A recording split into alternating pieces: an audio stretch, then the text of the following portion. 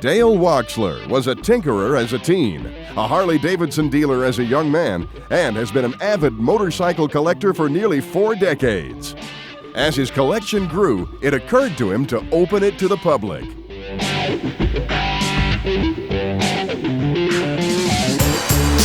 I developed the idea of collecting motorcycles at a very young age, and at some point I said, you know, a museum of vintage motorcycling would certainly be an attraction to the Harley Davidson dealership. And I think it was in 1990 I built a 12,000 square foot building in Mount Vernon, Illinois, and started Wheels Through Time. Now located in Maggie Valley, North Carolina, Wheels Through Time is accurately named. It's a time travel machine that takes visitors on a journey through the history of American motorcycles. And Dale is more than the visionary owner-curator. He's the wrench behind the restorations and the reason why every bike in the building starts and runs. So, culminating 38 years of building and collecting, Wheels Through Time Museum, all American and everything runs. Wheels Through Time is actually several collections of motorcycles and period memorabilia, arranged in a variety of creative displays. There's actually probably 9 or 10 individual collections, and I've tried to put them together in a very realistic theme. The hill climb, for example, is as real as it gets. Probably the best collection of rare factory hill climbers in the world.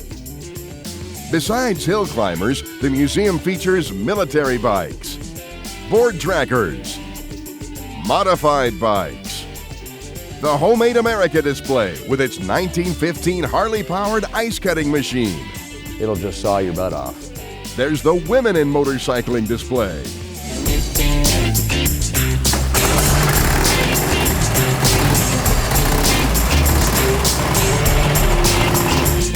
Plus Daytona racers and more. Over the years, I've picked up projects that were not in running condition, and over time, they go back to the shop either for a restoration or a warm-up, and we make them run. But I've always been very select in finding motorcycles that appeal to the collection of Wheels Through Time, and a lot of times I try to look at what's right with a bike, leave out what's wrong with the bike, because if you go with what's right with the motorcycle, you can make a better buying decision and probably end up with a better motorcycle. The whole idea behind Wheels Through Time is to give motorcycle enthusiasts and newcomers the thrill of getting up close and personal with hundreds of examples of good old American iron. Dale's been known to fly a kid in an old-time sidecar just to spark a love of the time-honored tradition of getting bugs in your teeth. He's anxious to get out. Anybody else? Just in chasing my dreams and chasing down old barns with old motorcycles and parts and old Harley dealers and collecting stories, the residual of that is, after 38 years, what you see here at Wheels Through Time Museum. Wheels Through Time is the brainchild of founder-owner Dale Walksler, whose constantly growing collection of venerable vehicles includes some of the best examples of bikes from the board track era. The board track racing era, which started in around 1908 and ran all the way through the 20s, is probably the real heyday of American racing. Many of the manufacturers designed and built motorcycles specifically used for board track racing. Those machines would reach speeds of 120 miles an hour. The equipment had no brakes, had no clutch, had kind of a rudimentary throttle arrangement, and the skinny tires certainly add to the flavor of the style of racing. You know, this old 1915 Indian is a real special bike, and I believe it's what's called a Model D1, probably the only one known. This is one of the most special bikes in the museum, and what a survivor it is. This is a 1911 Indian single-cylinder board track racer. The little drop handlebars, also it has a clutch, it has a pedal brake, single-cylinder motor. So this is not what would be considered one of the super high-speed machines, but there were classes where this machine would run, and they would run 75 and 80 miles an hour on the 2-mile tracks regularly. You know, the Big Valve Excelsior, one of my favorite bikes here at Wheels Through Time, and it's really the favorite of a lot of the people that come and visit. Going back historically, in 1911, Ignace Schwinn bought the Excelsior Motorcycle Company that was producing single-cylinder motorcycles. By 1912, Mr. Schwinn had gone into development of a twin-cylinder motorcycle, and by 1916, he had developed the Big Valve X, capable of speeds of well over 100 miles an hour, won many races. But not all of Dale's long-in-the-tooth two-wheelers are recognizable marks like Harley and Indian. In fact, many of his favorites are one-of-a-kind rarities. The Traub motorcycle, for example, found in a bricked-up wall in Chicago in 1967. 39 years of research really brought nobody up as the builder until 2 weeks ago. We found out who built the Traub. Pretty interesting story.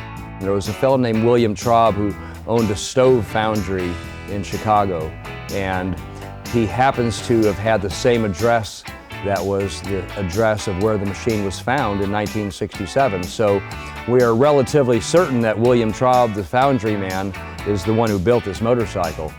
Well, the bike apparently was built in 1916. The seat, which is a Troxel jumbo seat, it says right on the side, the Schebler carburetor, and the Bosch magneto in front are all items that have the origin of around 1916. Now, the motorcycle itself is entirely hand-built. Certainly one of the most interesting bikes of the time. When you're looking at the quality of the workmanship on the Traub motorcycle in comparison to, let's say, a Harley Davidson or an Indian or an Excelsior, the big three of that time, the Traub has more refined features than all of those motorcycles. So for a motorcycle to be hand-built by somebody in 1916 took not only a lot of knowledge, but it probably took a pretty good investment of capital.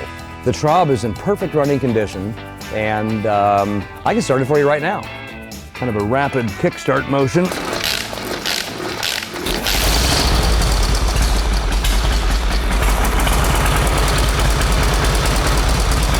And it's running. And the mystery motorcycle of the world comes to life every day at Wheels Through Time. Maggie Valley, North Carolina is a motorcycle town.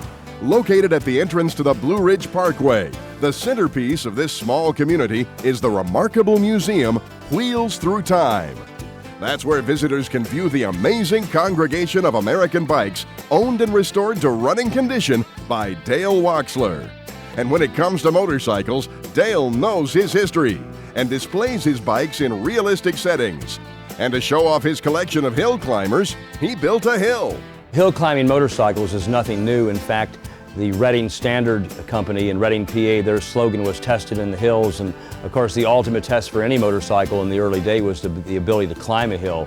But around 1928, Indian, Harley Davidson, Excelsior all built special motorcycles specifically made to attack the slopes.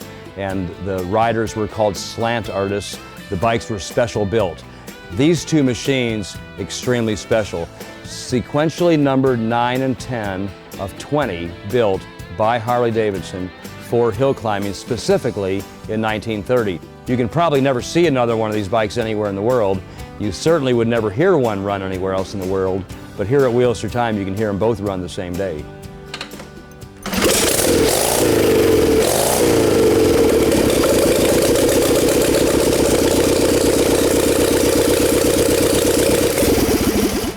Time for number 2.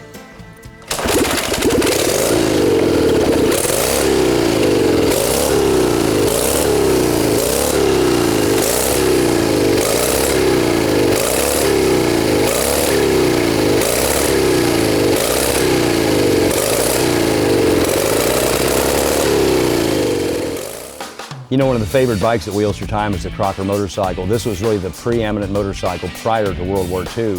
These were built by Albert Crocker in Los Angeles, California, and he only had a 3,000 square foot garage, so his real engineering abilities certainly come out in the visual on the motorcycle, but all of these castings that are made on this bike are specifically made for this bike. Cast aluminum fuel tank, beautiful dashboard.